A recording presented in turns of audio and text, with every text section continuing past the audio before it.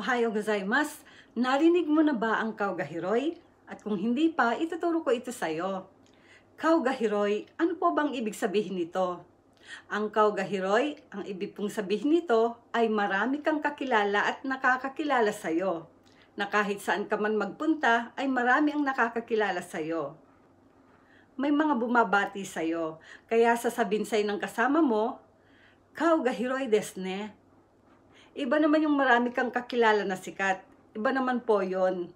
Kasi kung sinabi mo na sikat, Yumeijin. Marami lang ang nakakakilala, hindi po yon. Kauga-Hiroi desu ne. Hindi yung Kauga-Hiroi na malapad yung mukha, hindi po yun ha. Kauga-Hiroi, maraming kakilala. Lagyan po natin siya ng halimbawa. Kauga-Hiroi desu ne. Ang dami naman po ninyong kakilala. Okay? May natutunan po ba? Sana may natutunan. Mata ne!